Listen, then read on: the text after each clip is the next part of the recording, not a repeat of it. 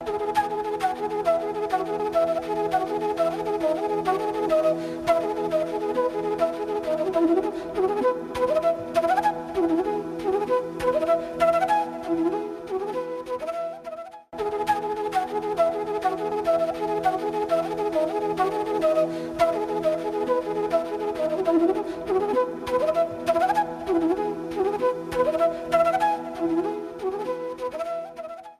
afternoon. Welcome to EduSet Network. Friend, as you know, we are discussing contemporary society, challenges, problems, and prospects. Yesterday, we tried to understand what is the problem and what are the challenges India is facing, contemporary society of India is facing. But as we discussed, we find out that they are not only problem, but also we have achieved a lot. So we'll try to understand in today's lecture our achievement in the last 60 years, 60 years, and we'll try to also see how we can go far from here. And for discussion on this very topic, we have in studio Dr. Anand Kumar. He is professor of sociology in one of the renowned university of the country, Jawaharlal Nehru University, and he is a great scholar, social science thinker, and an academician. So I think his knowledge and experience will help us to understand this topic and will give insight to see the problem. So on your behalf, I welcome him for the EduSet lecture. Welcome, sir. Thank you, Amrenji. I feel very honored to be invited to have an afternoon with you to share some of my understanding about the achievements of our country and society since independence. We all know that India was an enslaved country ruled by the British for nearly 2 centuries. First it was East India Company, and then the Queen of England and Parliament of England, who controlled and commanded the political, economic, social and cultural life of a big subcontinent like India, which later on became free after a long century of freedom movement and anti-imperialist struggles. In last 66 years, since 1947, what are the achievements about which we as a people and a society and a nation can be proud of, which are not only recognized by us, but also underlined by other observers from different countries, ranging from our former rulers, that is United Kingdom, to South Africa, Brazil, Russia, China, and many more. In my understanding, there can be a very long list, but basically there are at least 6 major achievements which have contributed to successful transformation of a colonial society, which was rather silent, suffering community of enslaved people, deeply divided, impoverished, powerless, and actually without any level of self-confidence. Now they are one of the major democracies, in fact largest democracy anywhere in the world, one of the growing economies, one of the stable societies, and one of the very interesting parliamentary democracies. India has at least 6 achievements to present before the world of last 66 years. First of all, we are a country which has won freedom with mass mobilization and consolidated this freedom despite great obstructions and deprivations. Many countries have become free and soon lapsed into one or the other kind of authoritarian systems. They have started with multi-party parliamentary democracy and then collapsed into one-party and later on one-person authoritarian systems in other parts of post-colonial world, in Asia, Africa and Latin America. But India has been able to cultivate freedom and expand meaning of freedom in individual lives, community lives, in economy, polity, society and culture. So, achievement of freedom from one of the biggest imperial powers ever is our first most remarkable gift from the founding fathers and mothers, the patriots and the pathfinders of the 19th and 20th century, for all of us to celebrate, enjoy and cultivate further. The second major contribution of India in comparison to all other post-colonial countries is to have a very sound constitution. It took 3 years for our founding fathers and mothers to build a republican democratic constitution, and that constitution has stood test of time in so many ways. It has created a transition from pre-colonial and colonial socio-political formations to a modern, rational and fairly balanced system of authority and governance.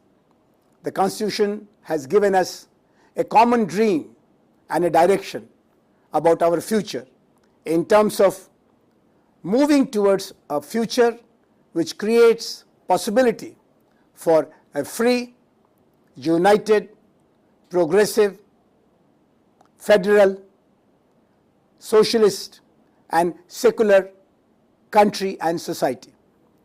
It gives us instructions to create a system of governance where there is separation of authority between legislature, executive and judiciary. It tells us about fundamental rights of the citizens as well as certain special structuring of our political units from Gram Panchayat to the federal system via district and provinces. The Constitution of India has been amended more than 100 times in last 66 years. But these amendments have been in the spirit of making it more smooth, responding to some of the urgent challenges as well as accommodating some of the unanticipated needs and problems and voices. The most important part of our Constitution is to promote unity in diversity by urging and reminding and remembering that India is a union of states. This was one of the biggest fears of all people of India during freedom struggle, how we will be able to structure our freedom by addressing a variety of diversities on the lines of languages, religions, regions, ethnic groups and many languages. But luckily, our freedom fighters had thought it through, and therefore our Constitution is now an embodiment of the wisdom of our founding fathers, freedom movement and common sense of people of India around the principle of unity in diversity. We do have conflicts, we have clashes, sometimes they get very violent and ugly, but compared to all other post-colonial societies, unity in diversity has been promoted, preserved and protected by the Constitution of India, and therefore we can proudly suggest that Constitution of India is another significant achievement of our last 66 years. The third major achievement has to be related with our political system and political culture. We all know that India was fairly underdeveloped polity. We were all not even citizens, we were subject of British Empire. The idea of citizenship was introduced only after we became a republic. We were also divided in more than 600 princely states. So the inner political cohesion was always a very serious deficit. Then we did not have mature political parties except a large front called Indian National Congress, which was engaged in freedom struggle, but we did not have much of evolved party system. Of course, we had no memory and no experience of parliamentary democracy, the right to vote, political equality, peaceful competitive politics of power. They were all introduced to us in the last 66 years. And we must feel very proud of our multi-party system, where the parties are organized on multiple lines. There are national parties which have national agenda, and they are competing with each other for people's support. They have learned the art and science of peaceful democratic competition for power, and more than once we have been able to make smooth, peaceful changes of guards, meaning of the parties at the top of the system, without any chaos and disorder. From 1977 till today, we had 3 major changes at the level of central government through peaceful parliamentary processes, and we were governed by coalitions of parties, single parties, and every time we have come out with success, with satisfaction in terms of our capacity to rule ourselves through a multi-party system. We have also a large number of regional parties. These parties are articulating regional aspirations within the frame of Indian Constitution, Indian democracy, and Indian ideals for tomorrow. Then there are some parties which are ethnic parties. These are parties to cultivate, articulate, and voice the interests of people around lines of ethnicity, linguistic communities, regional communities. There are some parties which are also based upon religious identities.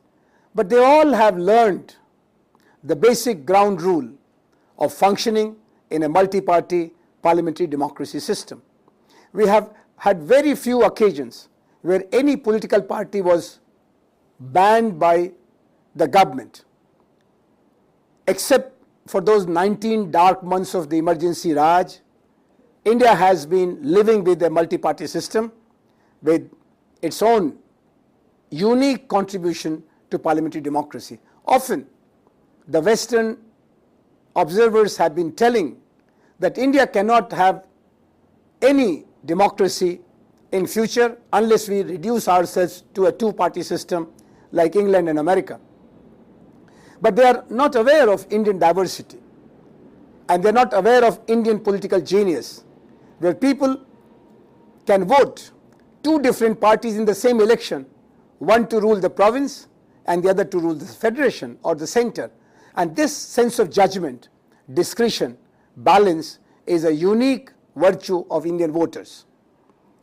Multi-party system has also created a very large political community around various ideologies, programs, dreams, personalities, and perspectives.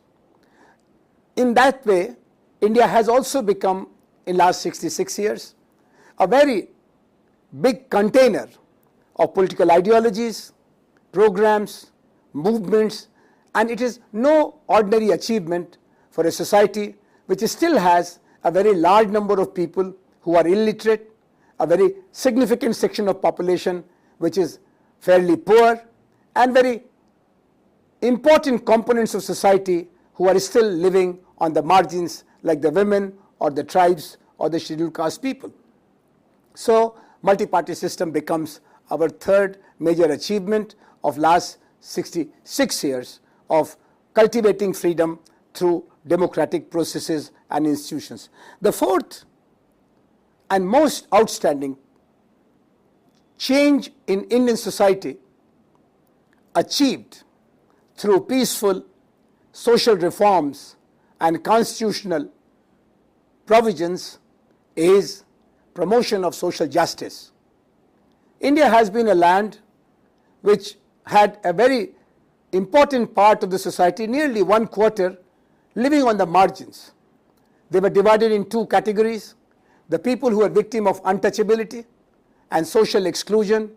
They were called the scheduled caste or the ex-untouchable communities. They were totally powerless in economic, political and social terms for a very long time. Even the 200 years of foreign rule did not change their existential conditions to any significant degree. But there was a contribution of social reformers, saints and philosophers who guided us against the evil of untouchability and informed us that India will remain a paralyzed society and country if a large section of its people are left in conditions of most horrible deprivations, including social untouchability, exclusion, marginalization, deprivation and destitution. These people have been granted special space of representation and participation in three major walks of life through the new Constitution of India or through the Constitution of India, and that is reservation in political leadership. So in every layer of political representation, from Gram Panchayat to Assembly and Parliament, 15% seats are reserved for people belonging to the ex-untouchable communities who are now called the scheduled caste. And it has created a very large space and a sufficient number of political elite. Then there is also reservation in education for creating social mobility through sponsored channels of education from primary school to PhD level. 15% of seats in all universities of India, schools of India, colleges of India is reserved for children of scheduled castes all over the country. It has created millions of educated people out of a community which was victim of illiteracy and denial of opportunity of education for a very large part of our modern history. Then there is reservation of jobs in the public sector, which is covering around 20 million job opportunities, in which 15% seats are reserved from class 1 officers to class 4 employees for candidates from scheduled caste and scheduled tribe.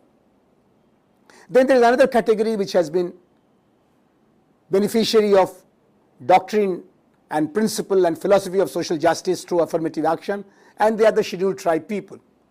Scheduled tribe people are such citizens of India who have been living on the margins in isolation from the city and village life of modern India. They were also victim of colonization. They were the first rebels against foreign rule. From Jharkhand and Bastar to all the border areas of modern India, the population is mostly coming from the scheduled tribes. They have been ignorant of modern opportunities. They have been subjected to exclusion about possibility of mobility through education, employment and political representation. But since we became a republic on 26 January 1950, in all spheres, wherever there are pockets of scheduled tribe people, and they are more than 7.5% of our population, meaning around 15 million people are coming from scheduled caste and scheduled tribe. And this population of 7.5% of total, 150 million people who are coming from various walks of life are now today walking shoulder to shoulder, hand in hand with the rest of the population, because their children are having reservation for education, their adults are having reservation in employment, and their leading lights are having reservation from panchayat to parliament. Recently, in 1990s, we also went one more step further in the direction of promoting social justice to provide benefit of education and employment to socially and educationally backward classes. They were called the other backward classes. It was followed after a long time of debate and discussion, and we are now having 27% reservation for young members of other backward classes from Hindu and Muslim communities for admission in schools, colleges and universities. And it is going to provide an opportunity of catching up with the rest of the society in terms of educational opportunities.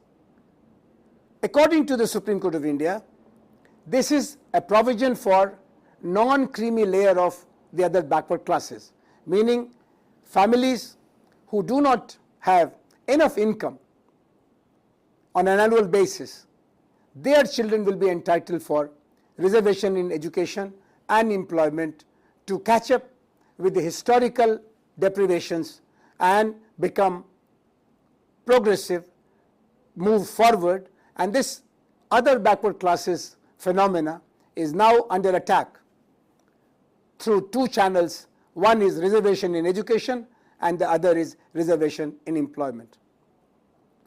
This principle of social justice has been a very silent radicalizer of our social structure, of our political system, of our economic opportunity culture. We have been a society divided by castes and communities for a very long time. But today, there is affirmative action which is giving opportunity to catch up with the disadvantages of the past. Sometimes it creates a bit of conflict on the part of younger people from the so-called upper castes and poorer classes. There is a demand for considering economic opportunity, economic basis for affirmative action also, but it is not permitted in our constitution. Similarly, there are demands from certain communities for reservation or affirmative action on the basis of religion. Again, it is not permitted in our constitution. But that takes us to the next radical achievement of our country through universal expansion of new sets of rights for all children, all citizens, from all walks of life, from all communities and castes. So, in last 10 years, India has expanded its list of basic rights of the citizens. One of the first rights to be given to all citizens of India, irrespective of caste, class, gender, region, language, race, is right to information. It makes all citizens equally competent and capable and entitled to be involved in active citizenship, engaging in inquiring about public authority system. Right to information is a new major citizen right to be in command and in partnership about the affairs of the state all over the country. And this is being used very effectively by consumers, by employees, by peasants, by men, women, youth, media, to make our system more accountable, more transparent, more trustworthy. Another right which has come to the list of fundamental rights of citizens of India in recent years is right to education. Irrespective of caste, class, gender, particularly urban and rural gaps, today the state of India is committed to provide opportunity of education for all children between 6 and 14 years of age all over the country. As a result, in recent years, all children have access to schooling within 1 kilometer of their residence, anywhere and everywhere in the country. In the cities, there are some very well-resourced schools. But if these schools are on public land, and most of them are, then they have to provide 25% seats for the children of the weaker sections, weaker classes from the neighboring areas. In the universities, the expansion of higher education has been a much awaited development of last 10 years. We have now a series of new central universities and a number of new institutions of higher education with a new approach of PPP, meaning public-private partnership. As a result, the access of higher education, this has increased from 12 and 13 per thousand to nearly 19 and 20 per thousand. This figure is still in need of much more expansion. There is need to catch up with America and China because they are our two large competitors. Their manpower, their skill level, their knowledge level is far better than ours because they have more opportunities of going for higher education at a much cheaper basis because of many more institutions and many more entry points. There are private universities in America, but there are equally large number of state-funded universities and community colleges. We are moving in that direction, but the right to education is the next very important addition for expanding the rights list of our citizens and making the citizens much more empowered and capable. The third right which has come our way in recent years is right to guarantee rural employment. Mahatma Gandhi National Rural Employment Guarantee Scheme has now become a new right of minimum employment opportunities in rural India. It makes life of landless laborers, landless peasants, marginal farmers, artisan communities, men and women a little better, because there are many areas in India where because of underdeveloped irrigation capacities or other weather conditions, we do not have round the year cultivation activity. So if there are not enough of cultivation activities, where do you go as a landless laborer or landless peasant for your daily wages, your daily bread? And in such areas, implementation of Mahatma Gandhi National Rural Guarantee of employment of minimum of 100 days is a very big support. It has increased the minimum wage level for others also. It has created a bit of stability for the poor so far as their life in villages is concerned. The pressure on nearby urban centers has decreased, and the destitution of landless communities, most vulnerable layers of our rural India, has also become more negotiable. We have also recently introduced guarantee of food or freedom from hunger, where 67% of our population is going to receive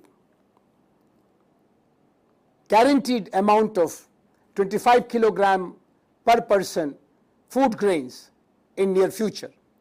The scheme is about to be launched in 2013 to meet the promise, to fulfill the expectation of that last person who doesn't have enough income or enough resources to have 2 square meal per day in their household.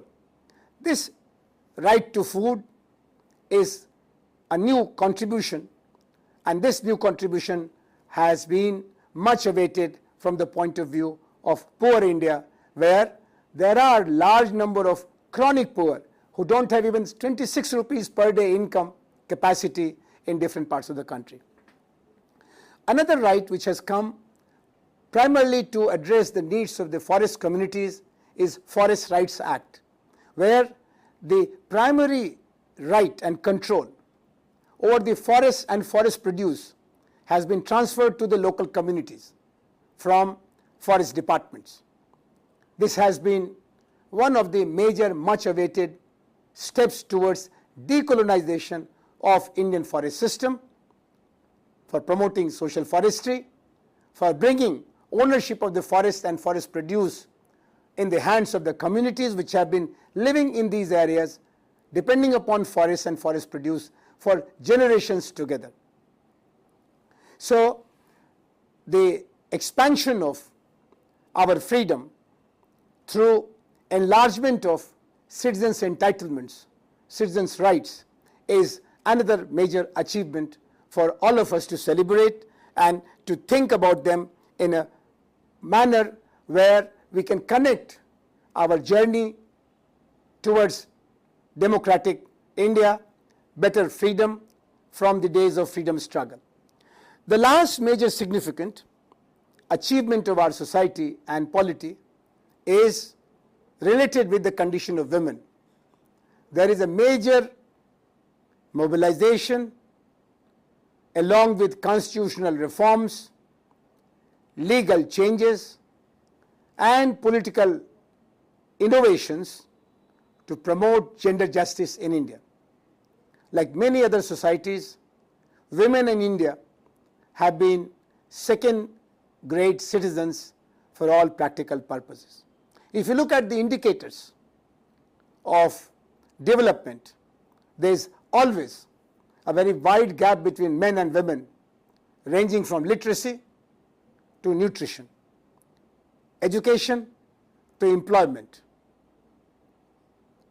social movement to parliamentary representation. The question has been always asked why Indian women are not coming anywhere close to Indian men in terms of their progress, even after 66 years of freedom. And this question gets much more complicated when we are reported about declining gender ratio, increasing trend of female feticide is starting from the Green Revolution belt and going to the remote parts of Bihar, Orissa, Bengal and Assam.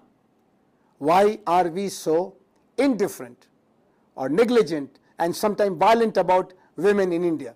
And this question has been raised by all of us together for last 150 years or more, starting with Raja Ram Mohan Roy and Ishwarchand Vidyasagar, and going through the teachings and instructions of Gandhi and Ambedkar and Lohia and Jayaprakash.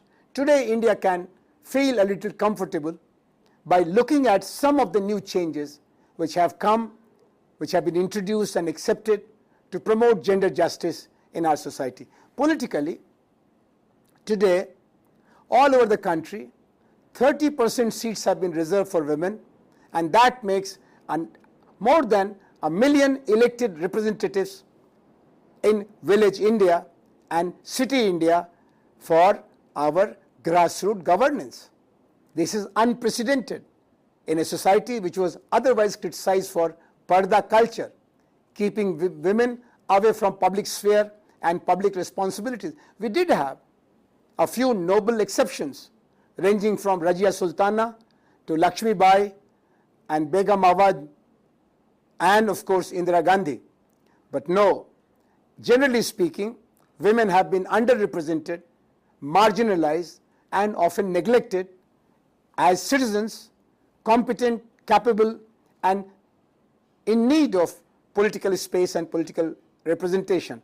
Women in political decision making has become the new call from the women movement of India, democratic movement of India and of course all enlightened citizens of India. Another very important change about status of women has been regarding marriage laws, property laws and laws about preventing violence against women. These laws have been in need to meet the problems like dowry death, sexual harassment at workplaces, female feticide, and of course very lenient attitude about eve teasing, molestation and rape kind of heinous, inhuman and barbaric crimes. In last 30 years or so, there has been a change in the paradigm about gender and society in India. This has been reflecting itself in educational system, in political system, in economic system and of course in media and civil society. Women in India today are on the path of gender justice. They are voicing their concerns and they are receiving strong support from all right-minded people across religions, regions, political affiliations, castes and classes. Yes, there are growing incidents of violence against women in public places, and this is being challenged by the larger consciousness of society also. We have established a statutory commission to promote rights of women, and this National Commission for Women is one of the new constitutional instruments at the disposal of our society, particularly women organizations, to carry the process forward. So, in last 66 years, we have reached a level where we can be proud of being a free society with a healthy constitution which has promoted multi-party democracy, where there is expansion of citizens' rights, silent revolution on the fronts of caste, tribe and gender, and there is an inclusive model of nation building. Today, it is important to remember these achievements because they prove the capacity, capability and the caliber of India since independence to solve some of its age-old problems through free, democratic and participatory engagement of its citizens without any external pressure or so-called civilizing influences from so-called enlightened societies and civilizations. Indian civilization is on the path of healing itself through interrogation of all its institutions and processes, and by anchoring itself in the values of liberty, equality and fraternity, it has come long way as one of the leading post-colonial societies.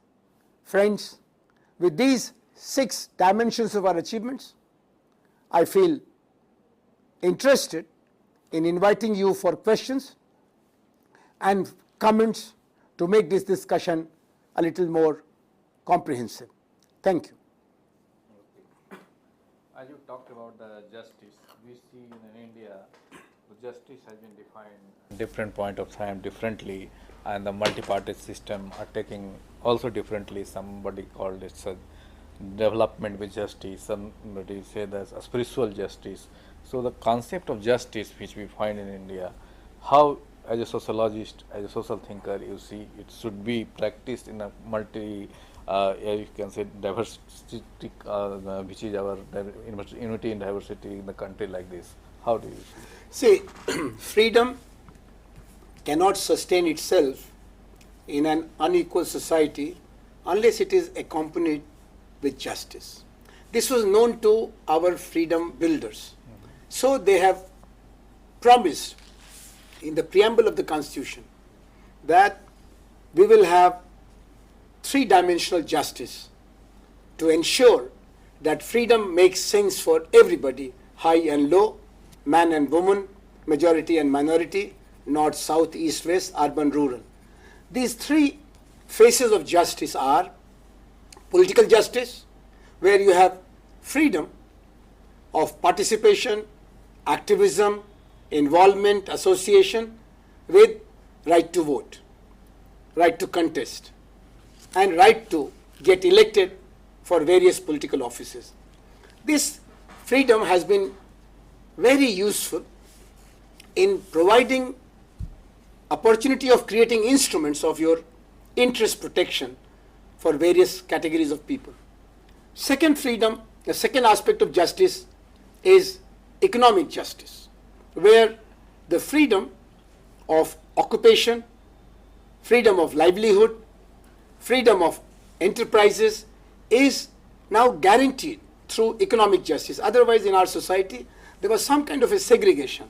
Some people were having entitlement for some occupations, others were not allowed to engage in that. Now that freedom makes it a different society. And the third freedom is social freedom, where we are not going to be subordinated or subjugated on the basis of our caste, religion, or gender. So freedom with justice is the basis for any civilized society, and we have a commitment of triple justice. This makes unity in diversity a possibility. If you do not have justice, only freedom, then in an asymmetrical society, it will be might is right. And that might is right is not going to create a united India. So triple justice has been the guarantee for our freedom and unity. Fine. This achievement which we have got in the last 60 years, is this a planned achievement? Is this offshoot of the action taken by the government, the planner, or you say how? It is a very important question, that how we have achieved these things. Yeah. I think there is a very creative role of the Indian freedom movement in setting these goals, because these were the precise reasons for our unrest against foreign rule. And these 6 aims were our primary aims during the freedom movement. They are also enshrined in the preamble of the Constitution. Of course, they were also the basis of our various 5-year plans. So I will say that these achievements are a combined result of the heritage of the freedom struggle and the goals set by our planning process under the or within the framework of our democratic federal constitution. Okay. When we see the ideals of Mahatma Gandhi as a proposed way of moving forward by Mahatma Gandhi and the government of the time, we find there are some kind of disconnect between both. Why it is so? Is this because his thinking was not creating not as, how you explain? Because we are not getting what Yes, it is very true. It has been discussed again and again in the last few years, when there is a clear sign that after 66 years of our freedom, the peasants are not so happy, and poor are still so resourceless and helpless, and village India and small town India is getting more and more marginalized. Yes, there has been major departure from the Gandhian vision of rebuilding our nation after freedom. First of all, Gandhi wanted to build from below. So he was asking for Gram Swaraj and Nagar Swaraj. The power of making choices and decisions was supposed to stay with the village community and urban communities. But it has been, for us, in last 66 years, particularly up to 1990s, a process from the top. Planning Commission making most of the choices, setting most of the goals, and providing many of the guidelines. So this difference of direction of change from below or from above is one major problem. The second major problem has been Gandhi's insistence on last person first, where he wanted to start from empowerment of the most resourceless people, and that's why he was insisting on charkha or spinning wheel as his starting point. We started simultaneously from the top, from the middle, and from the bottom. And in that process, I think we have a growing middle class, but we have also a very large, very, very resourceless poor class.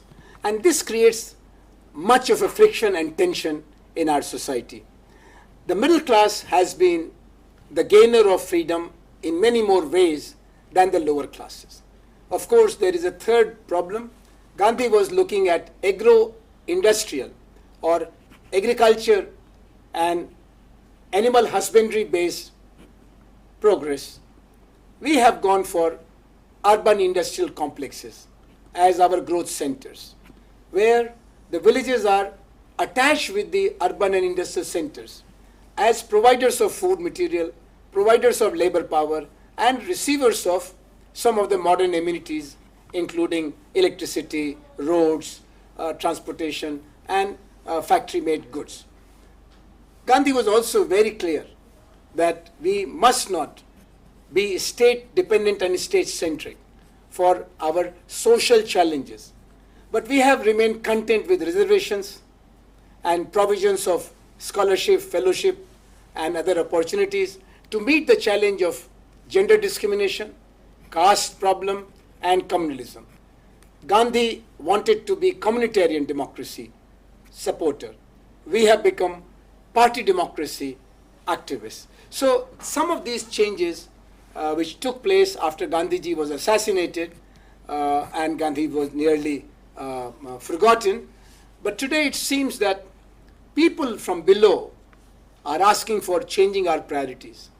And let us see what is there in the future about it. That's why, because this approach is from top to below or below to the top, maybe. But when we go through the framework of the government of the time, we find that there was concern like Garibi Hatao of Indira Gandhi, a Nehruvian way of taking forward to the India in the committee of the world. We find the concern for the people below people.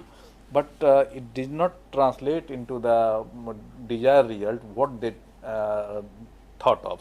So why it is so? Why this kind See, of... there were two problems about this approach. One, the poor were made dependent upon the government benevolence and kindness of their representatives, their bureaucrats, and their MLAs and members of parliament. Gandhi's approach was citizen-centric empowerment, where people will become themselves involved in facing the challenges and solving the problems. When you have these middlemen, there is problem of delivery, problem of corruption, problem of mismatch between expectation of the people and expectation of the elite. So I think one problem was the problem of power elite with a very narrow social base, and much of the society remained at the mercy of our elite, our intellectuals, our planners. The other problem in case of delivery mechanism during Indira Gandhiji's Garibi Hatao system was our mixed up priorities. We were not giving enough attention to the problems of employment generating sectors like agriculture, like cottage industries. We were going gradually and now totally towards capital intensive industrialization, which was by and large only accommodating people who were very well educated, and it was possible in areas and sectors where there was availability of capital. So large scale social transformation of our economy became a missed opportunity. Recently, we heard President of India, Mr. Pranab Mukherjee, saying that the trickle-down theory has failed. Now we need to think of another model, another kind of things. Seeing this, how you see in coming years the economic direction and social direction will move forward? I think it is very satisfying that one of the architects of post-colonial economic system is now agreeing that trickle-down has failed. So if trickle-down has failed, then what will work? It will be decentralization. We have to start from where people actually live, and that is the idea of Jila Sarkar and Gaon Sarkar, where the problem of Jal Jangal Jameen, meaning the natural endowment and resources of villages and cities, have to be controlled and utilized by local people, one. And two, the idea of participatory democracy, where the people decide their priorities and then they monitor implementation of schemes and programs to meet those priorities. Unless we have decentralized governance, we cannot have genuine Swaraj. This will require not only taking away much of the power from the central and provincial system of decision making. It will also involve much more active engagement of individuals concerned. The victims of poverty, discrimination, deprivation have to come forward in cooperation with each other to get this new model realized. So citizen activism and decentralization, these are two new requirements to respond to the failures of trickle-down theory. So the people are coming forward on, to search these alternatives. So you see, participation will solve the problem. I will give another kind of model. I think so, because democracy was supposed to be. Yeah, it will be cause of delayed decision. That is the problem. If this decision is taken in a hurry by a handful of people, others may not know about the decision. Only contractors will know. Only middle people will know. So they'll be not aware of what is their entitlement. So the so-called fast-track decision by a single person, by power elite, has become ultimately the cause of long-term failure, because people were not aware of their entitlements, their capacity, their role, their duties. But if there is enough of discussion, then whether it is water resources, land use, employment generation, or social reforms, people will be having the idea of the consensus, the idea of the goals, an idea of their own roles. Can we achieve that? Because you have seen the functioning of various committee, how the committee works and what the recommendation they do and how they are implemented. So it takes a long time. You are very right. There was an effort in the times of Sri Rajiv Gandhi to separate the roles and responsibilities of the panchayats, the district board, the provincial government and the central government. The result has been mixed, because in many instances the MLAs and MPs were not very cooperative. District bureaucracy was not very interested, and these are the two losers. Why do you need district magistrate who is there in a district for 3 to 5 years as the captain of the ship, over and above people's representatives who are born there and probably who will be there for next 20, 30, 40 years? Who will be more interested in the area development? A bureaucrat for 3 years posting, a MLA for 5 years representation, or ordinary men and women who are going to be there for a very long time? Obviously the normal people, ordinary people. This has to be realized. Why Panchayati Raj is being treated with neglect and negligence. Why there is more decentralization of corruption in the name of Panchayati Raj rather than decentralization of development. It is because of lack of necessary empowerment of the elected representatives.